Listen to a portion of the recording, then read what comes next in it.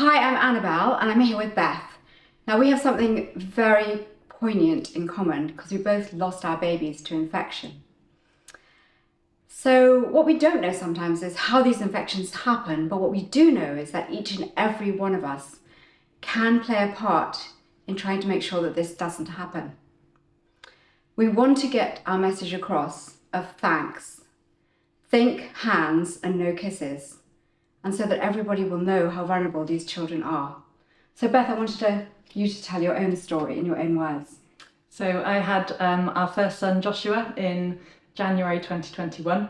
I was 10 days overdue, so I was booked in for an induction. I got into hospital and I'd actually had natural contractions that morning and had a really straightforward birth with him. I was in hospital for 2 days and then we got home, and yeah, we were just so excited to be parents. And he was absolutely perfect, beautiful baby boy. We had a few appointments that week with midwives, most days that week. And I did have a feeling something didn't quite feel right. And so I was calling these things out. It was, for example, he wasn't waking to feed through the night, but when he did wake up, he was feeding okay. At other points, yeah, he was just quite sleepy. And so I kept saying these things to the midwives and being really reassured that it's very natural newborn behaviour. And I know that it can be natural newborn behaviour, but for me, there were a few extra things that we called out. And then on the Friday, so Joshua was 6 days old, my husband felt his forehead and he felt really cool, too cool. And so we took his temperature and it was low, it was 34 degrees. And so we obviously got him into hospital straight away. We actually thought our equipment was not working. Yeah, I can imagine. Because it was so low. And so when we got in there, the doctor turned to us and said, "We've got a really poorly baby."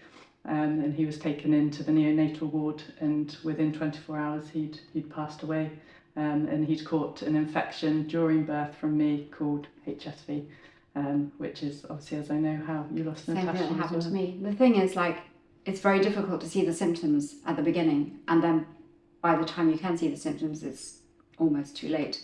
Well, it was in both of our cases. But I always think that a mother or a father's intuition is something to go by, and never worry about calling a doctor and taking your child to be checked out. Had I known about the risk of infection, I probably would have been more vigilant about Natasha. Not that I was passing her around, but I didn't know that, something as simple as a cold sore could actually cause a deadly infection. And I think sometimes we're worried about saying to our friends or our family, don't touch the baby, don't kiss the baby, because they think we're an anxious, ridiculously anxious mother.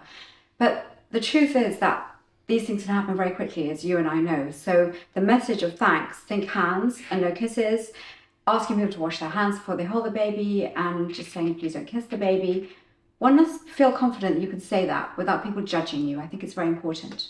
Definitely. I think that awareness and the message that we're trying to land is that things can change really quickly, and there's simple things we can do and ask our guests and our family to do to really help our babies in those small chances that it could happen. Babies are just so vulnerable, and even when I had our second child, Rory, I still felt a bit anxious about asking people not to kiss him and not to hold him, and I'd lost a child, so we understand it is difficult, but it's so important.